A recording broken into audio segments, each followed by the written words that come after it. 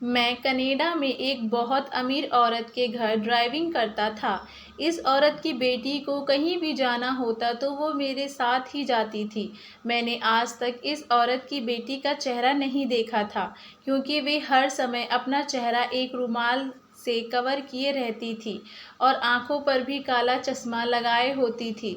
एक दिन मैं उसकी बेटी को बाजार लेकर गया तो वापसी पर वे मेरे साथ फर्स्ट सीट पर बैठ गई। मुझे कुछ घबराहट सी होने लगी, क्योंकि ऐसा आज पहली बार हुआ था, वरना आज से पहले वे हमेशा पीछे वाली सीट पर ही बैठती थी। हैरत का झटका तो मुझे तब लगा जब उस लड़की ने चलती गाड़ी में मेरे हाथ पर अपना हाथ रख दिया। डर की वजह से मेरा पूरा शरीर कांपने लगा, क्योंकि पहली बार मेरे साथ कुछ ऐसा हुआ था। उसकी इस हरकत से मुझे पसीने आने लगे। आज वे लड़की मुझे किसी और ही नज़र से देख रही थी। इसके देखने से मुझे खुद को शर्म महसूस हो रही थी। मैंने गाड़ी की स्पीड तेज कर दी और जल्दी से घर पहुंच गया। मैं अपने कमरे में बैठकर उस लड़की की आज की हरकत के बारे में सोच रहा था कि उस औरत ने मुझे अपने कमरे में बुला लिया और जो बात उसने मुझसे कही, वे सुनकर तो मेरे होश उड़ गए।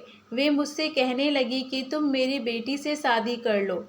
इसके बदले में मैं तुम्हें बहुत ज़्यादा दौलत दूंगी, और अगर तुमने मेरी बात नहीं मानी तो मैं तुम पर झूठा इल्ज़ाम लगाकर तुम्हें पुलिस के हवाले कर दूंगी।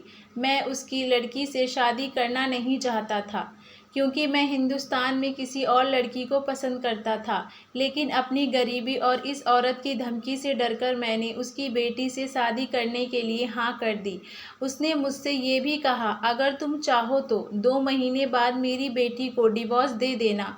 बस यही सोचकर मैंने शादी कर ली। मगर शादी की रात उस लड़की ने मेरी हालत ही खराब कर दी। मेरी तो आत्मा ही कांप गई जब उस लड़की ने मुझे कनाडा आए हुए 1 महीना होने वाला था, लेकिन अभी तक मुझे यहाँ कोई अच्छी नौकरी नहीं मिल रही थी। मेरे यहाँ आने का किस्सा भी अजीब ही था। अगर मैं किसी को बताता तो वे मेरी बात पर यकीन नहीं करता। मैं तो सपने में भी नहीं सोच सकता था कि मुझे यहाँ आने का मौका मिलेगा। मैं अपने घर की गरीबी की वजह से बहुत ज़्यादा परेशान था, क्योंकि मेरे घर पर मेरी जवान बहनें बिना विहाई बैठी थीं और उनकी शादी की उम्र निकलती जा रही थी। उनकी शादी सिर्फ इस वजह से नहीं हो पा रही थी क्योंकि हमारे पास दहेज का इंतज़ाम नहीं था। एक दिन मैं सड़क पर परेशान बैठा था कि एक आदमी बड़ी सी गाड़ी में मेरे पास आया और कहने लगा, तुम मुझे परेशान लग रहे हो, अगर तुम चाहो तो मैं तुम्हारी मदद कर सकता हूँ। मैंने कहा, तुम जाओ यहाँ से, मैं इस समय बहुत ज़्यादा परेशान हूँ, मेरा दिमाग ख़राब मत करो। वे कहने लगा, मैं तो तुम्हें नौकरी देने आया था, अगर तुम मेरी बात नहीं सुनना चाहते हो तो ठीक है, तुम्हारी मर्ज़ी, मैं यहाँ से चला जाता हूँ। मैंने कुछ सोचकर उसे कहा कि ठीक है, रुक जाओ, मुझे पूरी बात बताओ। लेकिन मैं अंदर ही अंदर डर भी रहा था कि कहीं ये आदमी कोई फ्रॉड तो नहीं कर रहा। लेकिन वे आदमी कहने लगा, फ़िक्र मत करो, अगर अपनी हालत बदलना चाहते हो तो मेरे साथ चलो, मैं तुम्हें विदेश भिजवा दूंगा, वहाँ तुम मेहनत करके अपनी हालत बदल सकते हो। मैं विदेश जाने के बारे में सुनकर फ़ौरन खड़ा हो गया। मैंने सोचा कि एक बार इस आदमी की पूरी बात सुन लेता हूँ, क्या पता उसे भगवान ने मेरी मदद के लिए भेजा हो। लेकिन वे आदमी मेरी मदद क्यों करना चाहता था, इसीलिए मैंने उससे पूछ ही लिया, ना तो मैं तुम्हें जानता हूँ और ना तुम मुझे जानते हो, फिर तुम क्यों मेरी मदद करना चाहते हो। तो वे कहने लगा, मैं ऐसे ही रोज़ किसी गरीब की मदद कर दिया करता हूँ। भगवान ने मुझे बहुत कुछ दिया है, लेकिन मुझे उस आदमी की बात पर विश्वास नहीं हो रहा था। मुझे उस पर कुछ शक हो रहा था, लेकिन मेरे पास कोई और चारा भी नहीं था। कुछ दिनों पहले ही अपनी बेवकूफ़ी की वजह से मैं एक नौकरी गंवा बैठा था। मैंने भगवान का नाम लिया और इस आदमी के साथ चला गया। वे मुझे अपने साथ लेकर एक बड़े से बंगले में आ गया, मुझे एक बड़े से कमरे में बैठाकर खुद चला गया। कुछ देर बाद वे वापस आया तो उसके हाथ में कुछ पैसे थे।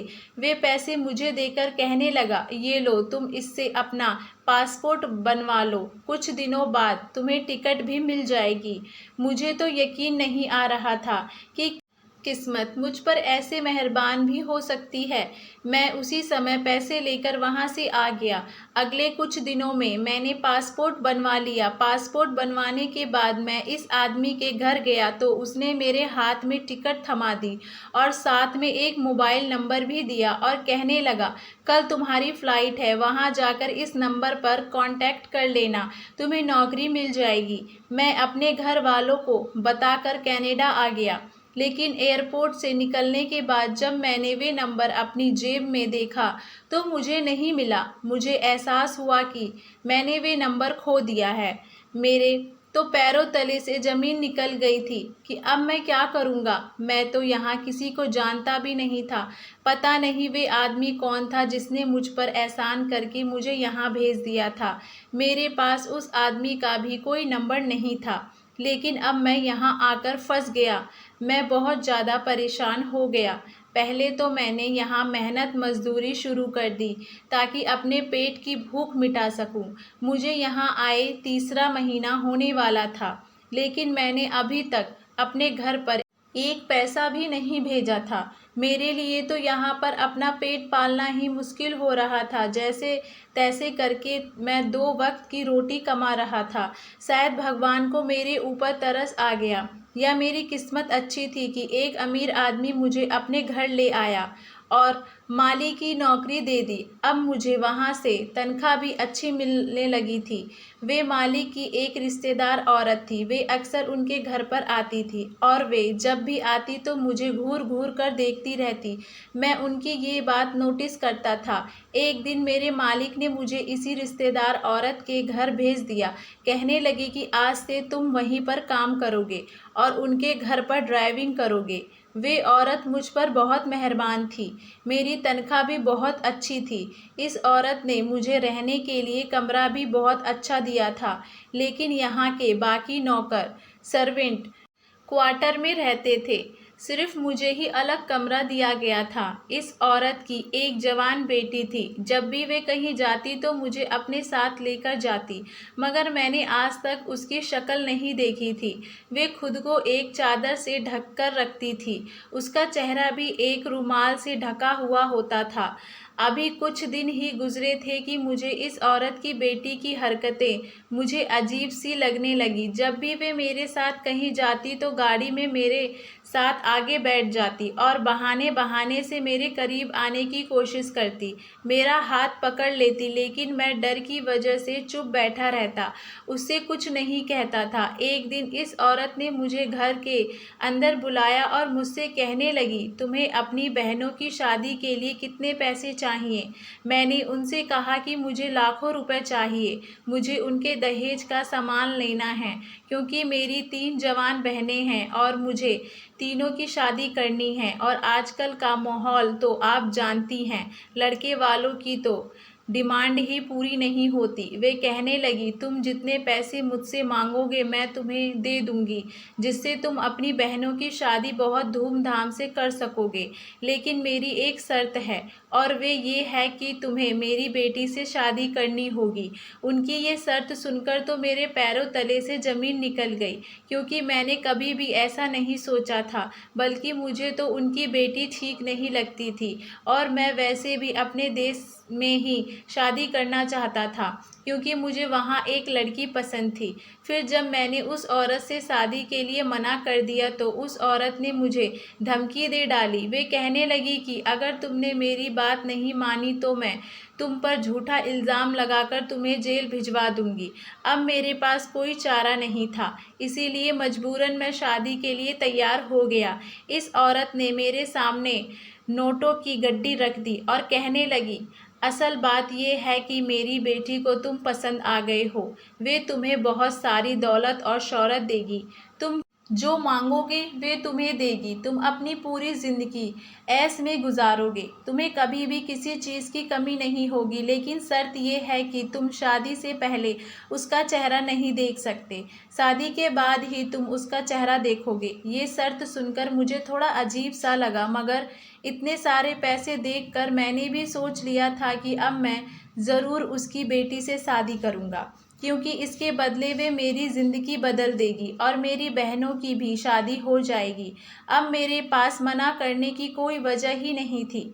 मुझे ढेर सारे पैसे और ऐशो आराम मिल रहे थे, और इतने सारे पैसों के बदले अगर मुझे किसी बदसूरत या किसी अपाहिज लड़की से भी शादी करनी पड़ी तो मैं उससे शादी कर लेता।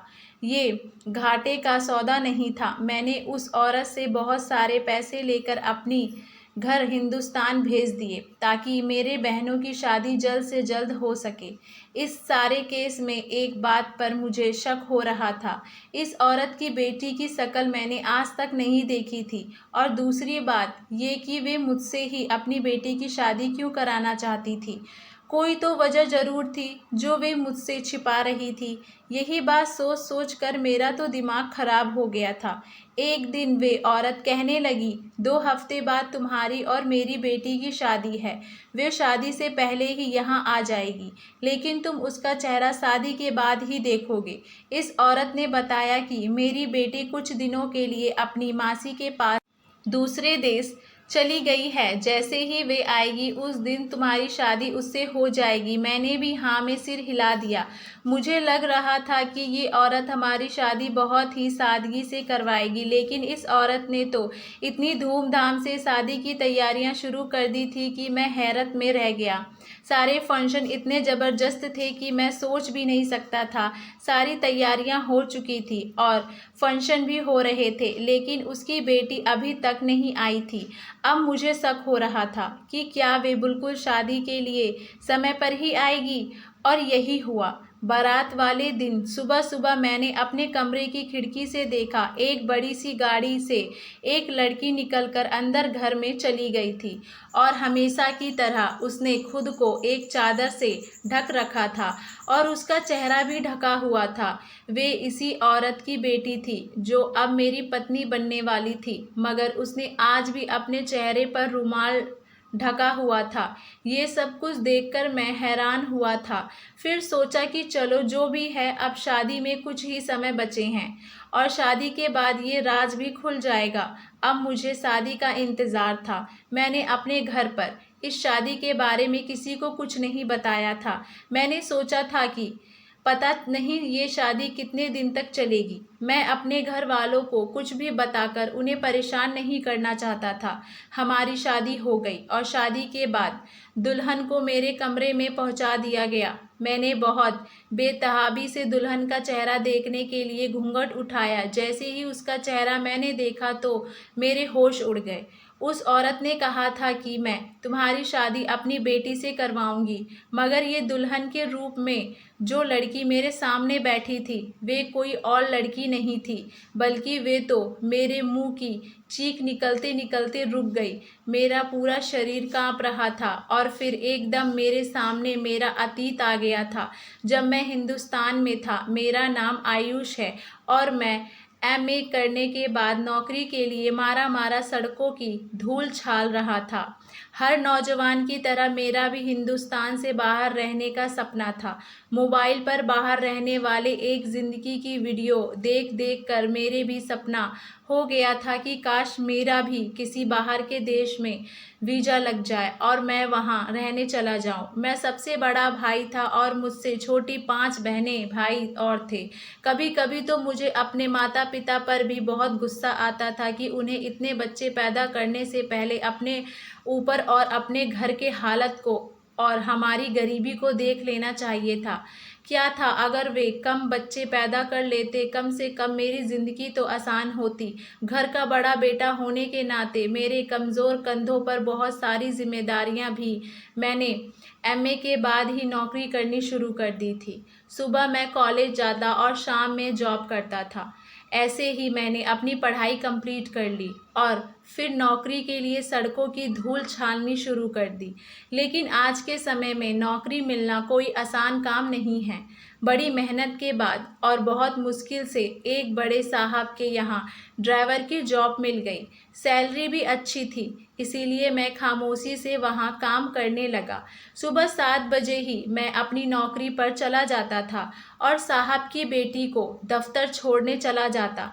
कभी दोपहर को 2 बजे तो कभी शाम को 5 बजे मैं मैडम को ऑफिस से घर वापस लाता। मुझे इसके अलावा और कुछ काम नहीं आता। बाकी समय मैं फ्री रहता क्योंकि मेरा काम सिर्फ साहब की बेटी को ऑफिस छोड़ना जाना और लेने जाना था। साहब की बेटी ने हमेशा अपना चेहरा कवर किया होता था। मैंने अभी तक उसका चेहरा नहीं देखा था और ना ही मुझे देखने की कोई ख्वाहिश थी, क्योंकि मैं वहाँ पर सिर्फ अपना काम करने जाता था और मैं नहीं चाहता था कि मेरी किसी हरकत की वजह से मैं इस नौकरी से निकाला जाऊँ, क्योंकि मेरे घर के हालत भी कुछ ठीक नहीं थे कि मैं कुछ दिन भी घर बैठकर खा सकूं। मेरे दोस्त मुझे समझाते थे, अपने मालिक की बेटी को अपने प्यार के जाल में फंसा लो, क्योंकि वे एक करोड़पति बाप की बेटी है और तुम भी कुछ कम स्मार्ट नहीं हो। अगर उसे एक बार तुम पसंद आ गए तो सारी ज़िंदगी तुम्हारी मौज में कटेगी। मैं उनकी इस बात के बारे में कभी कभी सोचता और मेरे दिल में ये ख्याल आता था कि मैं ऐसा ही करूँगा, क्योंकि ये अमीर होने का शॉर्टकट और बहुत ही आसान तरीका था। लेकिन मैं अपने डर की वजह से मालिक की बेटी के सामने नज़र तक नहीं उठा सकता था। इस लड़की ने भी कभी मुझसे बात करने की कोशिश नहीं की थी, बल्कि मुझे तो ऐसा लगता था कि वे शायद गूंगी है, क्योंकि 1 महीने के बीच में मैंने उसे बात करते कभी भी नहीं सुना था। मेरे दोस्त मुझे कहते थे कि तुम खुद ही बात करने की कोशिश कर लिया करो, क्या पता वे जवाब दे दे। एक दिन मैंने बहुत हिम्मत से उससे बात करने की कोशिश की और पूछा, मैडम मुझे कल की छुट्टी चाहिए, कल मैं आपको छोड़ने और लेने नहीं आ पाऊँगा, मुझे कुछ ज़रूरी काम है। मैंने सोचा कि वे मुझसे कुछ तो कहेगी, पूछेगी कि क्यों छुट्टी करनी है, क्या वजह है, क्या तुम्हें क्या काम है, लेकिन उसने तो मुझसे एक शब्द भी नहीं कहा और सिर्फ अपना सर हाँ में हिला दिया। मुझे खुद पर बहुत गुस्सा आया। मैंने सोचा कि क्यों मैं इस पत्थर दिल लड़की से अपना सर टकरा रहा हूँ। मुझे नहीं लगता कि ये किसी भी सूरत में मेरी जाल में फंसेगी। अगले दिन मैंने मजबूरन छुट्टी कर ली, क्योंकि मैं मैडम से छुट्टी की बात कर चुका था। अब मेरे पास छुट्टी करने के अलावा कोई और चारा नहीं था। मैंने सोचा अगर छुट्टी करके अगले दिन जाऊंगा तो वे मुझसे ज़रूर पूछेगी, कल तुम्हें क्या काम था। लेकिन उसने पूछने से पहले ही उसके पिता ने मुझसे पूछ लिया कि तुम कल कहाँ गायब थे, आए क्यों नहीं थे। मैंने कहा, साहब जी आप कल घर पर नहीं थे। मैंने मैडम साहब को बता दिया था कि मुझे कुछ ज़रूरी काम है, इसी वजह से मैं कल नहीं आ सकता। साहब ने कहा, अच्छा ठीक है, मगर अगली बार छुट्टी लेनी हो तो मुझे ज़रूर बताकर जाना। मेरी बेटी से तुम कुछ बात करने की ज़रूरत नहीं है, आगे से ये बात ध्यान रखना। मैं उनकी बात पर हैरान होकर सोचने लगा कि साहब अपनी बेटी से इस कदर नाराज़ क्यों रहते हैं। मैंने कभी भी उनको मैडम से प्यार से बात करते हुए नहीं देखा था। एक दिन घर के पुराने नौकर से मालूम हुआ कि वे साहब की बेटी नहीं है, बल्कि साहब के भाई की बेटी है। उसका नाम खुशबू है, लेकिन सब उसे रिया मैडम कहते हैं। वैसे तो वे किसी और देश में रहती है, मगर साल के कुछ महीने यहाँ गुजारती है। साहब को उनके काम से बहुत ज़्यादा नफ़रत है, मगर वे उसे कुछ कहते नहीं हैं। मैंने आज तक ध्यान से नहीं देखा था कि वे कहाँ जाती है और क्या काम करती है। मैं सिर्फ उसे उतार कर वापस गाड़ी लेकर आ जाता था। अगले दिन मैंने जिस ऑफिस के सामने उसे छोड़ा था, जब मैंने वहाँ का बोर्ड पढ़ा तो उसे पढ़कर मेरे पैरों तले से ज़मीन खिसक गई। वे तो कोई सेंटर था जो किन्नरों की देखभाल के लिए बनाया गया था। वे लड़की उसी सेंटर के अंदर चली गई। मैंने गाड़ी कुछ दूर के फासले पर खड़ी कर दी। कुछ देर बाद कुछ किन्नर वहां से निकले तो मैंने एक आदमी से पूछा कि यहाँ की मालकिन कौन है, तो उसने मुझे बताया कि रिया मैडम है। बहुत बड़े घराने से उनका ताल्लुक है। वे बहुत अमीर हैं और एक बहुत अच्छी लड़की हैं। वे यहाँ पर किन्नरों को पढ़ाने आती हैं। मैं उनसे बहुत इम्प्रेस हुआ। सोचा कि रिया मैडम कितनी अच्छी हैं, इन्हें किन्नरों का कितना ख्याल है। अब वे मुझे सच में बहुत अच्छी लगने लगी थीं। मैंने धीरे धीरे उनसे बातचीत करनी शुरू कर दी। कुछ दिनों में ही वे मेरे भी साथ घुल मिल गईं। वे अक्सर हमारी बातचीत होती रहती। अब वे गाड़ी में बैठते ही अपने चेहरे इसे अपना रुमाल हटा लिया करती थीं और पूरे रास्ते में हमारी बातें होती रहती थीं। मुझे भी उनके चाचा की तरह उनका किन्नरों के लिए काम करना अच्छा नहीं लगता था, लेकिन मैं उनसे ये बात नहीं कह सकता था। अब मुझे लगने लगा था कि वे भी दिल ही दिल में मुझे पसंद करने लगी हैं। बहुत जल्द हमारी मुलाकातों की खबर साहब जी यानी रिया के मैडम के चाचा जी के नज़रों में आ गई। एक दिन उन्होंने मुझे अपने घर बुलाया और मुझसे कहने लगे, क्या तुम जानते हो रिया की असलियत क्या है? अगर तुम रिया की असलियत जान जाओगे तो उल्टे कदमों यहाँ से भाग जाओगे। उससे मिलना तो दूर, उसका चेहरा देखना भी पसंद नहीं करोगे। मैंने उनसे कहा कि ऐसी क्या सच्चाई है रिया मैडम की? मैं तो उनसे शादी करना चाहता हूँ। मालिक मेरी बात सुनकर मुझे अजीब नज़रों से देखने लगे और कहने लगे, वे लड़की नहीं है बल्कि एक किन्नर है। वे ना कोई मर्द है और ना औरत, बल्कि वे तीसरी जाति से ताल्लुक़ रखती है। तुम उससे कैसे शादी कर सकते हो? ये सुनकर तो जैसे मेरे सर पर पूरा आसमान टूट पड़ा। मैं सोचने लगा कि मुझे रिया का उन लोगों से लगाव देखकर ही समझ जाना चाहिए था कि उसकी सच्चाई क्या है। जब भी वे उन लोगों के साथ होती थी तो यही लगता था कि वे भी इन्हीं लोगों का एक हिस्सा है, मगर मैंने कभी उस पर शक करने का सोचा भी नहीं था। इस आदमी ने मुझसे सच ही कहा था। मैं रिया की सच्चाई सुनकर उल्टे कदमों वहां से भाग गया। रिया से हर तरीके का रिश्ता नाता मैंने ख़त्म कर लिया था। अब मेरा उसके साथ कोई कनेक्ट नहीं रहा था, क्योंकि उसने मेरे साथ इतना बड़ा धोखा किया था। उसकी सच्चाई जानने के बाद मैं उसकी शक्ल तक नहीं देखना चाहता था। मैंने वे नौकरी भी छोड़ दी थी, लेकिन वे नौकरी छोड़कर मैंने जगह जगह की ठोकरें खाईं। बहुत कठिनाइयों के बाद मेरी किस्मत मुझ पर मेहरबान हुई और मैं कनाडा चला आया। लेकिन मुझे नहीं पता था कि यहाँ आने के बाद मेरी किस्मत में क्या लिखा है। अपनी शादी के लिए हाँ करते हुए मेरे दिमाग में दूर दूर तक भी रिया का ख्याल नहीं आया था, मगर जो सोचा नहीं था वे हो गया। इस समय मेरी दुल्हन के रूप में कोई और नहीं बल्कि रिया ही मेरे सामने मेरी दुल्हन बनकर बैठी थी। जितना हैरान मैं उसे देखकर हुआ था, उतना ही वे भी मुझे देखकर हैरान हो गई थी। मैंने अपना सर दोनों हाथों से थाम लिया और तो ये सोच सोच कर पागल हो रहा था, ये मैंने एक किन्नर से शादी कर ली है। मुझे तो चक्कर आने लगे थे, लेकिन अब मेरे पास कोई और रास्ता नहीं था।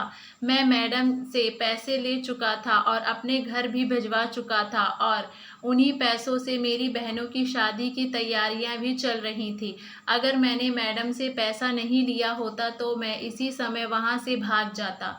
मेरी मजबूरी और मेरे लालच ने मुझे आज वहां लाकर खड़ा कर दिया था कि मैंने एक किन्नर से शादी कर ली थी और अब एक किन्नर मेरी पत्नी के रूप में मेरे सामने बैठी थी।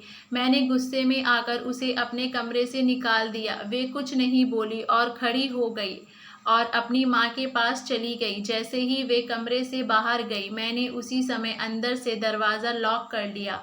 मैं उसको अपने कमरे में 1 मिनट के लिए भी बर्दाश्त नहीं कर सकता था।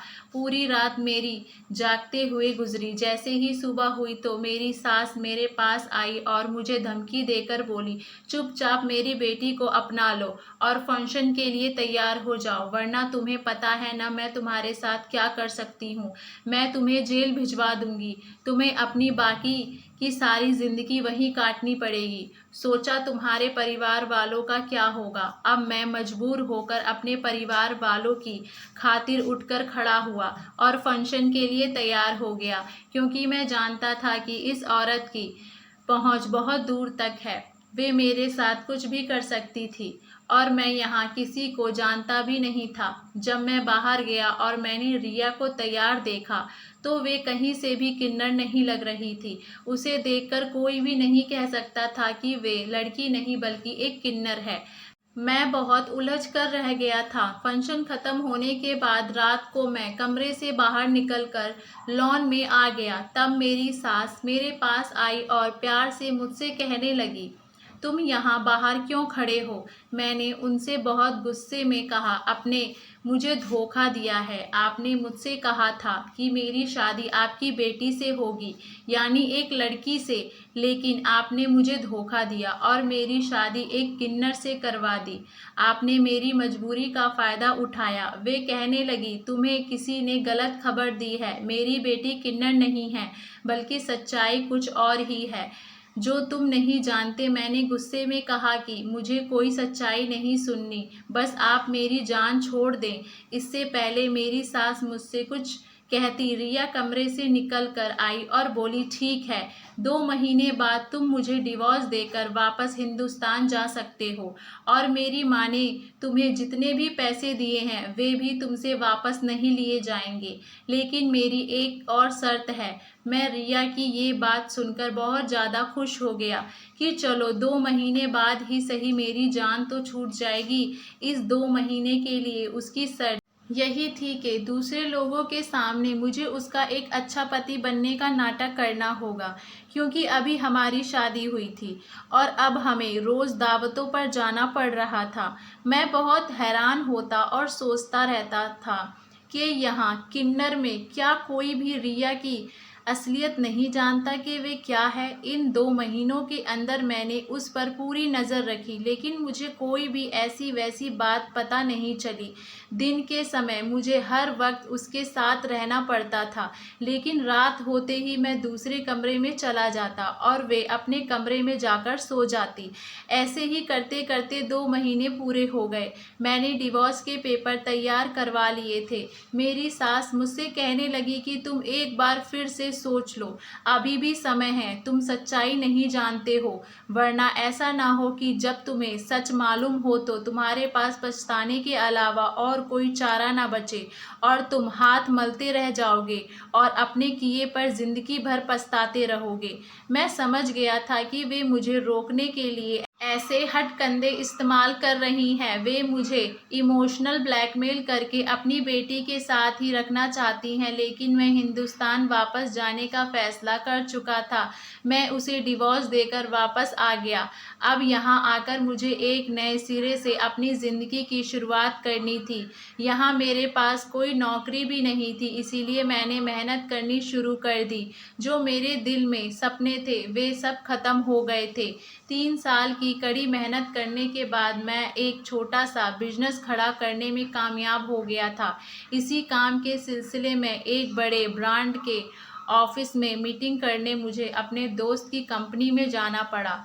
तो वहाँ उस ऑफिस में मैं रिया को देखकर बहुत ज़्यादा हैरान रह गया और ये जानकर तो मैं दंग ही रह गया कि अब वे मेरे दोस्त की पत्नी हैं। मैंने अपने दोस्त को सबके सामने खींचकर कहा कि ये तुमने क्या किया? तुमने किससे शादी कर ली? मेरा दोस्त मेरा हाथ पकड़कर मुझे उसी समय दूसरे कमरे में ले गया और मुझसे कहने लगा कि यहाँ ड्रामा करने की ज़रूरत नहीं है। मैंने कहा, क्या तुम जानते हो कि तुमने किससे शादी की है? वे कहने लगा, हाँ मैं जानता हूँ और मैं वे सब भी जानता हूँ जो तुम नहीं जानते। मैं कहने लगा कि तुम पागल हो गए हो। मेरे दोस्त ने मुझसे कहा कि मैं कोई पागल नहीं हूँ, बल्कि मैं रिया की पूरी सच्चाई जानता हूँ। रिया एक किन्नर नहीं है, बल्कि वे एक बहुत अच्छी लड़की है। जब वे पैदा हुई थी तो डॉक्टर को ऐसा लगा था कि वे किन्नर है, मगर 15 साल की उम्र में कुछ बीमारी के रहते हुए उसका एक ऑपरेशन हुआ, तब वे एक लड़की बन गई। लेकिन उसके खानदान वालों को इस बात पर यकीन नहीं किया कि अब रिया के पड़ोसियों और ख़ानदान वालों ने कहना शुरू कर दिया कि वे एक किन्नर है। लोगों की बातों से तंग आकर रिया के माता पिता उसे कनाडा लेकर शिफ्ट हो गए। अपनी पढ़ाई कंप्लीट करने के बाद रिया ने किन्नरों के लिए कुछ करने का सोचा, क्योंकि उस पर सिर्फ किन्नर होने का इल्ज़ाम ही लगा था। वे किन्नर नहीं थी। फिर भी लोगों ने उसके अपने ख़ानदान वालों ने ही उसकी ज़िंदगी जहन्नम बना दी थी। उसके अपने ही उसे ताना देते थे और अब वे सोचने लगी थी कि जो लोग सच में मुझे जैसे हैं यानी किन्नर हैं तो उन लोगों के लिए जीना कितना मुश्किल होता होगा। इसीलिए वे साल के कुछ महीने हिंदुस्तान में रहने के लिए आती थी और उसने एक सेंटर खोल लिया था। उसके इस काम की वजह से उसके रिश्तेदारों का शक और ज़्यादा बढ़ गया कि वह लड़की नहीं बल्कि एक किन्नर ही है। इसी बीच रिया की मुलाकात तुमसे हुई। तुम मुझे अच्छे लगने लगे और वे बहुत जल्द ही तुमसे मोहब्बत करने लगी, लेकिन तुम भी और लोगों की तरह ही निकले और उसके चाचा की बातों में आकर उसे छोड़कर भाग गए। तुम्हारे जाने के बाद रिया बहुत ज़्यादा बीमार पड़ गई थी। जब उसकी माँ को तुम्हारे बारे में पता चला तो उसने तुम्हें कनाडा बुलवाया। तुम्हारे जाने के सारे इंतज़ाम भी उन्होंने ही किए थे। वे किसी भी हाल में अपनी बेटी का दिल और घर बसाना चाहती थीं, इसीलिए तुम्हें मजबूर करके और तुम्हें पैसों का लालच देकर तुम्हारी शादी उन्होंने रिया से करवा दी। वे सोच रही थी कि शादी की रात तुम्हारी सारी गलतफहमी दूर हो जाएगी और तुम्हें सच्चाई पता चल जाएगी कि रिया एक किन्नर नहीं बल्कि एक लड़की है। लेकिन तुम इतने पत्थर दिल निकले कि तुमने रिया की बात सुनना गवारा नहीं किया कि उसे अपने कमरे से निकाल दिया। तुम रिया को वही समझ रहे थे जो तुम्हें लोगों ने बताया था। अगर तुम एक बार भी उससे बात कर लेते तो तुम्हें सच्चाई पता चल जाती, मगर तुम उसे डिवोर्स देकर यहाँ वापस आ गए। तुम्हारे जाने के बाद एक बार फिर से ये बहुत ज़्यादा टूट गई थी। उस समय मैंने उसे सहारा दिया और उसकी सारी सच्चाई जानने के बाद मैंने उसे शादी के लिए प्रपोज़ किया। अब हम वहाँ से हमेशा के लिए हिंदुस्तान आ गए हैं। ये सारी बातें मुझे खुद रिया ने अपने मुंह से बताई थी ताकि कल को मैं उसे तुम्हारी तरह छोड़कर ना चला जाऊँ। ये सब बातें सुनकर मैं तो ऐसा हो गया था जैसे मेरे जिस्म में जान ही ना हो। ये मैंने क्या कर दिया था? मैंने अपने हाथों से ही अपने पैरों पर कुल्हाड़ी मार ली थी। मेरे दोस्त 6 सालों से विदेश में धक्के खा रहा था, लेकिन उसे कोई अच्छी नौकरी नहीं मिल रही थी और अब रिया से शादी करने के बाद वे आज इतनी बड़ी कंपनी का मालिक बन बैठा है। मेरा दोस्त मुझसे कहने लगा कि किस्मत ने बार बार तुम्हारे दरवाजे पर दस्तक दी, मगर तुम लोगों की बातों में आकर हर बार उसे धुतकार दिया। तुम बहुत बदकिस्मत हो कि रिया जैसी लड़की को तुमने छोड़ दिया। सारी बात पूरी होने के बाद मैं बहुत दुखी के साथ इस ऑफिस से बाहर निकल आया। इन सब में सारी कसूर मेरा अपना था, सारी गलती मेरी अकेले की ही थी। काश मैं उस समय रिया की बात सुन लेता तो आज रिया मेरी पत्नी होती। मैंने तो उसके साथ बहुत गलत किया था, इसीलिए शायद भगवान ने उसे मुझसे दूर करके उसे एक अच्छे जीवन साथी के साथ दे दिया था। अब मेरे पास पछताने के अलावा और कुछ नहीं था। काश तब मैं अब ये काश सारी ज़िंदगी मेरे साथ ही रहना था, क्योंकि मेरे जैसे बेवकूफ़ की सज़ा यही होती है कि वे काश के सहारे ही अपनी ज़िंदगी गुजार लेते।